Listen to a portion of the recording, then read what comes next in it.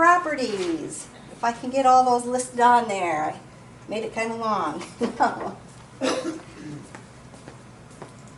Commutative property of addition. The commutative property is when you change the order of your values. So they're going to give you an example like x plus y equals y plus x. Did I just switch them around? You changed the order. Associative property. If you think of an association is a group. So we use grouping symbols, parentheses. The associative property, you move the parentheses. So their example is going to look something like this. X plus y plus z with three things. You're going to have two of them in parentheses on one side, which is the x plus y for me. Then I'm going to have the same thing, x plus y plus z, but instead of having the first two in parentheses, I'm going to have the second two in parentheses. So the associative property just says I moved the parentheses. The order shouldn't change at all, because if the order changed, it'd be the commutative property.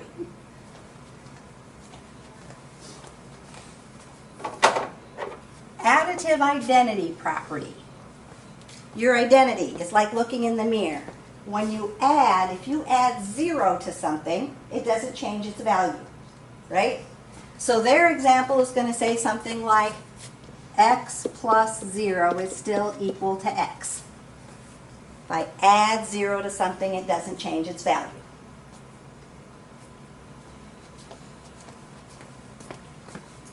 Additive inverse property. Inverse means opposite. So I'm adding opposites. If I take x plus a negative x and I add two things that are opposite, I'm always going to get an answer of 0, right? When you add opposites. So that's the additive inverse property.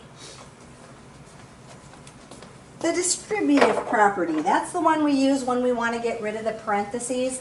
When you have something like x times y plus z, and you take the x times the y and the x times the z, and you get rid of the parentheses, so they'll write it as x times y plus x times z. May or may not use the dot in there for times, because you really don't need it, but sometimes they put it in for effect. So, distributive property, if you see that one side has parentheses and the other side doesn't have the parentheses anymore, it's probably going to be the distributive property. But you can see that they multiply that times both terms. Then they started the properties all over again. Only now we're doing of multiplication. So, if the commutative property of addition said x plus y equals y plus x, what do you think the commutative property of multiplication is going to say?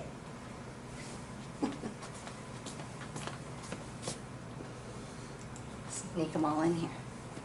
It's going to say if I take x times y, it's going to equal y times x. Y.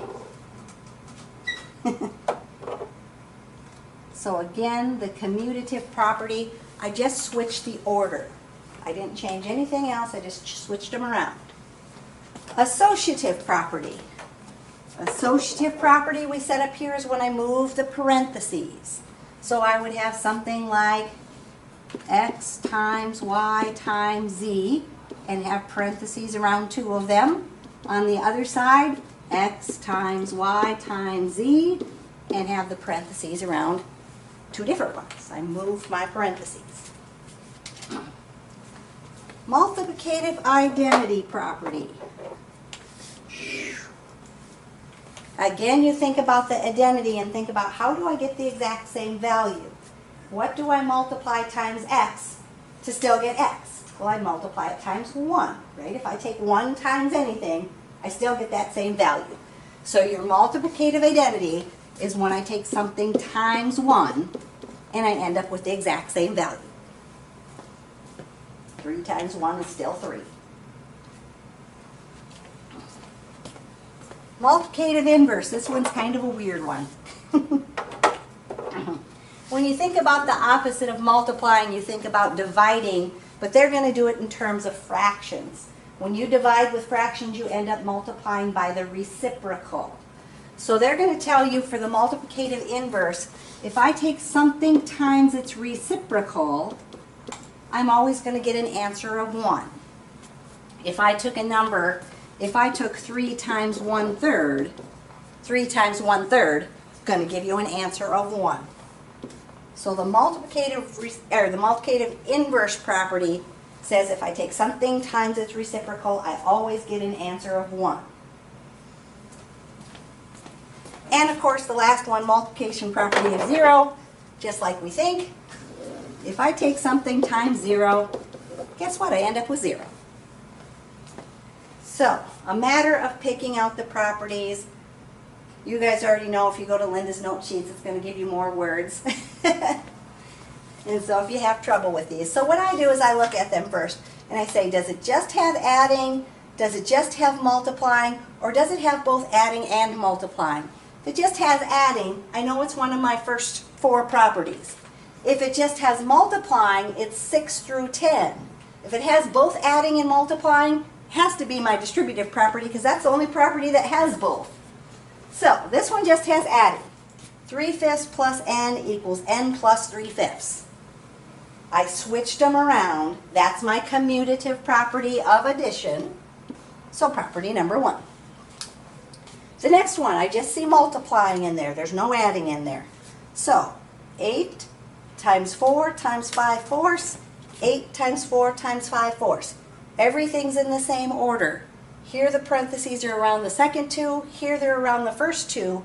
That's my associative property where I've moved the parentheses. So number 7. The next one, 0 equals 2/3 times 0. I took something times 0 and its answer was 0. Multiplication property of 0. And this is that weird one with the reciprocal. b times 1 over b equals 1.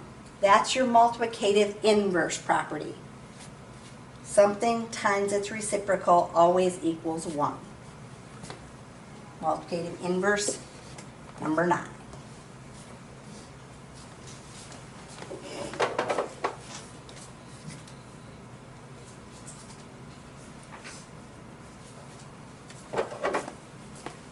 So, if I have n times 3/5 equals 3/5 n, which property do you think that one is? Number 6, commutative property. I switched the order. They didn't put the dot in here, but that's what that means, right? So I've just switched them around. Commutative property of multiplication. The next one, what property do you think that one is?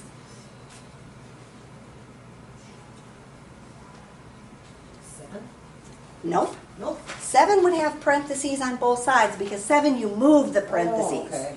This one the parentheses disappeared, right? Yeah, on one side. So what property is that? 5. 5. That's the distributive property. We took the a times the c and then the a times the 2 and got rid of the parentheses. Number 5. Next one, we know it's one of our adding property. Which adding property is that one? It is going to be 3, the additive identity. We added 0 to something, which didn't change its values. So number 3, additive identity. And the last one,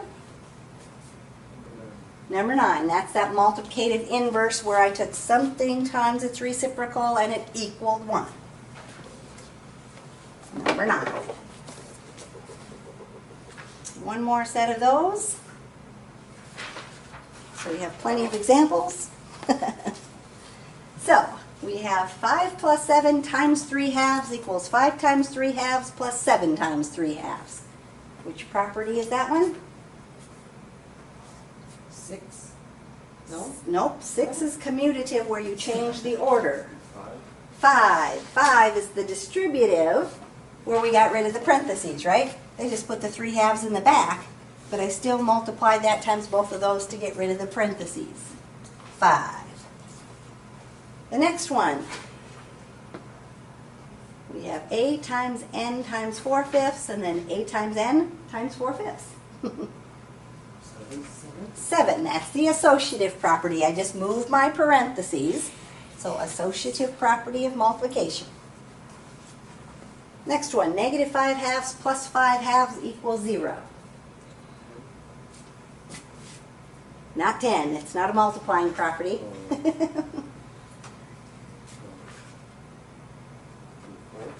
It is number 4, additive inverse. I'm adding opposite values to equal 0, right? A negative 5 halves and a positive 5 halves are opposites. Additive inverse. And then the next one says 1 times C equals C. Number 8. Number 8, multiplicative identity. I took something excuse me, something times 1, and I tried to write C there. 8. So I took something times 1, didn't you? Gotta get a drink, I got something in my throat. Got some candy.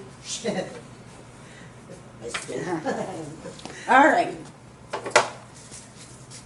So if you have trouble with these, make sure you print Linda's note sheets because it's going to have all those words in there, those things that remind you. Does one side have parentheses and the other side doesn't?